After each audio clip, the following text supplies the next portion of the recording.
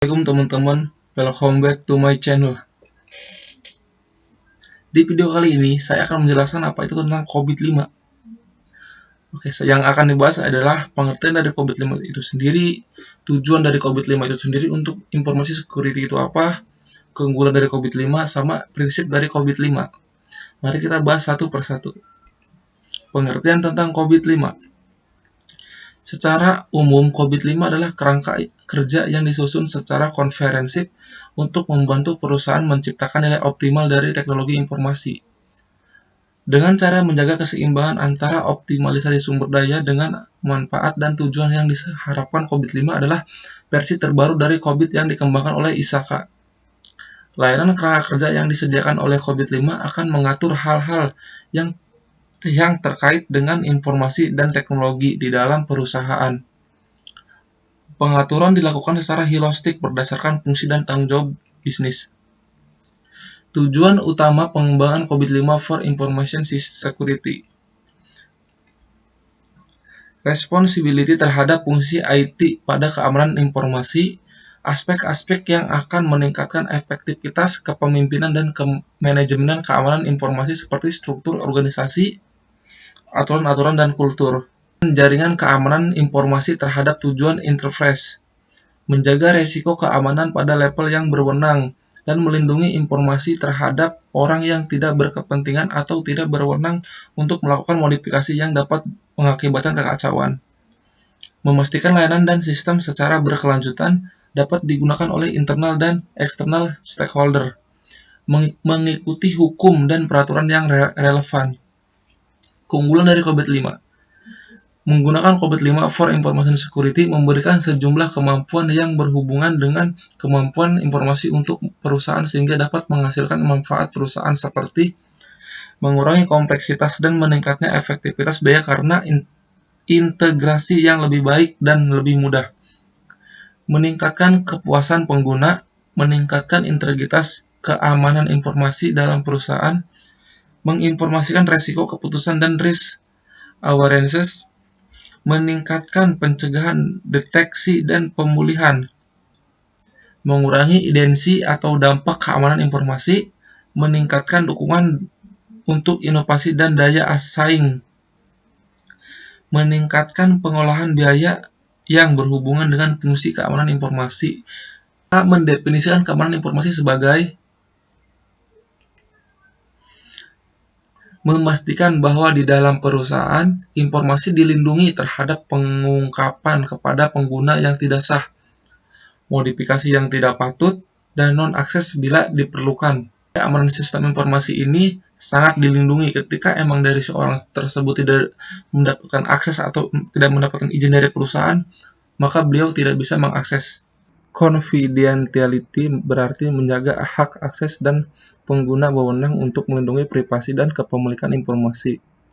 Integrity berarti menjaga informasi dari modifikasi atau perusakan dan termasuk memastikan bahwa informasi yang ada merupakan informasi asli dan tidak ada penolakan jika akan dilakukan pembuktian terhadap sistem.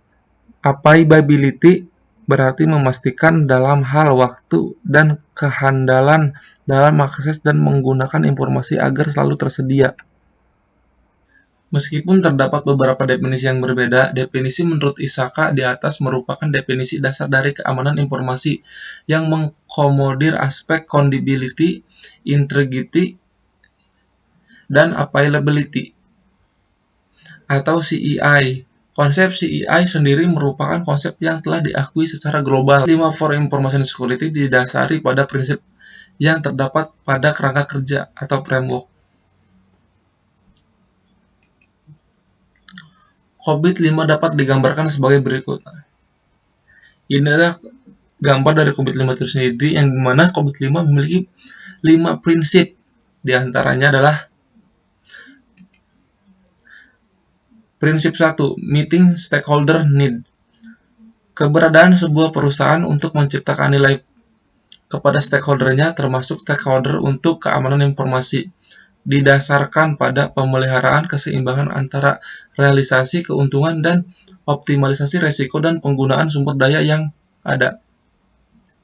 Optimalisasi resiko dianggap paling relevan untuk keamanan informasi. Setiap perusahaan memiliki tujuan yang berbeda-beda, sehingga perusahaan tersebut harus mampu menyesuaikan atau melakukan customize COVID-5 ke konteks perusahaan yang dimiliki.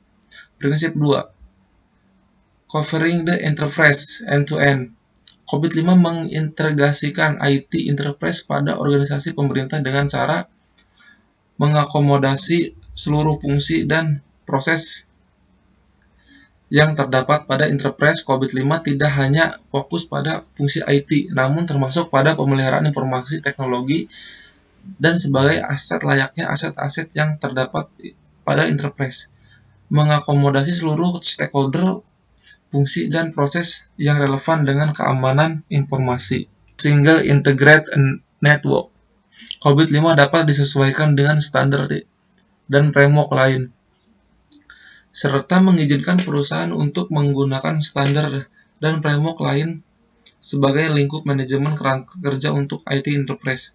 COVID-5 for Information Security membawa pengetahuan dari versi ISACA seperti COVID, BMIS, RIS IT, FAL IT dengan panduan standar ISO atau IEC untuk keamanan informasi dari US.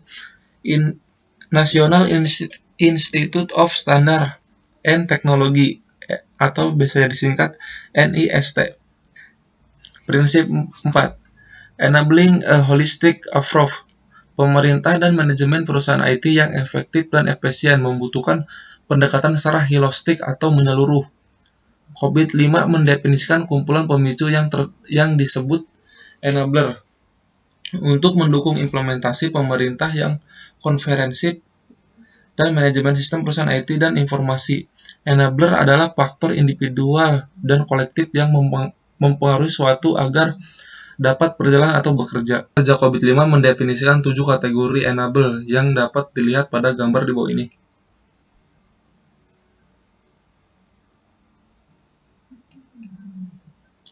Tujuh enabler yang digunakan pada COVID-5 meliputi prinsip atau policy and network, proses, organisasi struktur, kultur, etis, dan behavior, information, service, infrastruktur, dan application, people, skill, and competence.